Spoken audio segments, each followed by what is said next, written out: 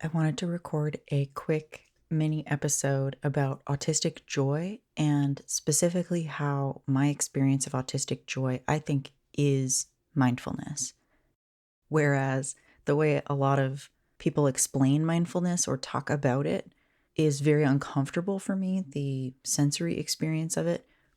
But when I'm really present and just enjoying cool sensory stuff, or a word I learned recently is glimmers for like autistic joy, things that make you really happy.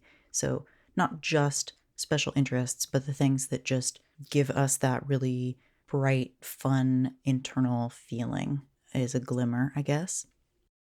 And the little mini experiences I had today, I went to with my partner to pick up our CSA box, a box of fruits and vegetables, and one of the fruits today was 12 nectarines. So they were in a box, and nectarines are not fuzzy. Peaches are fuzzy. Nectarines are not, so they're smooth, and they were wet in the box. And so when I was reaching in, I was trying to get big ones, and so I was kind of reaching down for ones that looked good. And so my hand would go through other smooth, wet nectarines into other ones. Now, obviously, just to be clear, we all have different glimmers and different sensory things that we like and don't like. So I am by no means saying that every autistic person would enjoy the particular sensory experience I was having. But I was experiencing so much delight from that feeling, the feeling of putting my hand into the box and having that sensory experience around it, grabbing the nectarine, pulling it out. Probably the highlight of my day, honestly. It felt so good.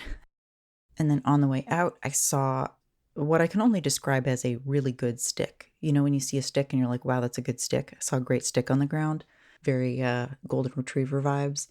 And again, just had that thought like, oh, right, I'm experiencing mindfulness, really. I'm noticing things that are in my environment and I'm getting this enjoyment out of it.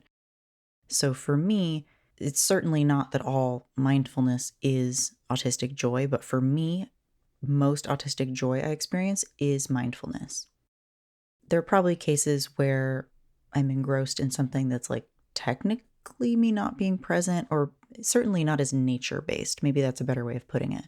I think there's this idea that mindfulness is like a really particular thing, like engaging with nature or with other people or with your internal experience in some particular way.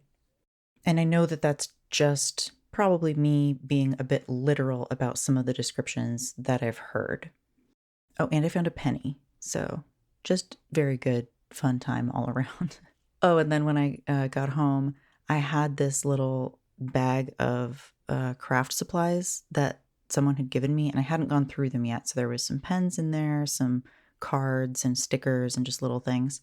And I set myself up on the floor. I put my favorite blanket out on the floor, and I put my little meditation cushion thing that's very comfortable for me to sit on, sat on that, and then I just slowly went through all the stuff in the bag and like separated it out, which was way more fun than if I had just kind of taken that and like emptied it directly into the containers where I'm going to be keeping them. So I gave myself this little moment of joy to just sit down and enjoy looking at these new things, getting excited about them. Some of them were little animal stickers with googly eyes on them. Very, very fun.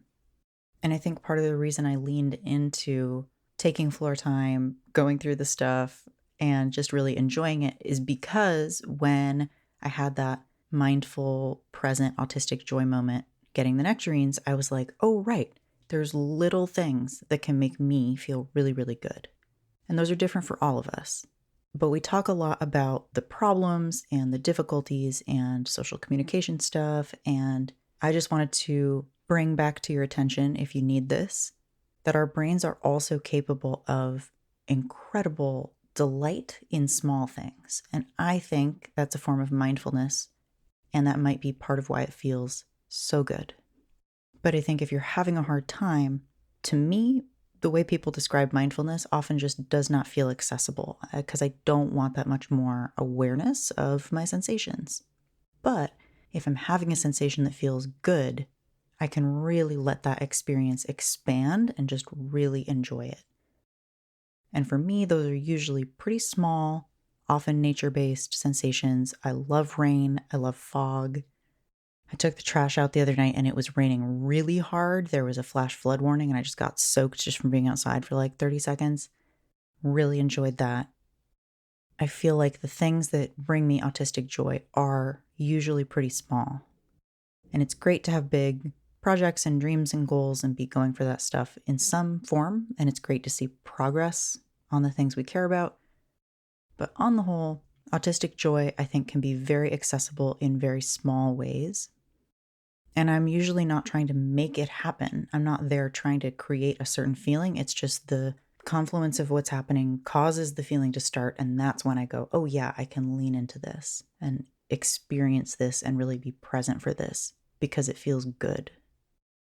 So, just a little reminder that autistic joy is great and it's often really small stuff. And it can be a much more subtle feeling also. So, even if you have kind of lower total physical movement towards joy right now, for whatever reason, I think we can still have those glimmers and have them feel better, right? Even if it's not good or great, or even if you wouldn't say joy, I think a glimmer can still feel really good or feel better than we were feeling before. So, anyway, I just wanted to record that real quick and send this out because I think I've been focusing a lot on things to potentially fix or change or help, kind of more negative experiences on the podcast, and really wanted to talk about autistic joy for a second. So, have a good one.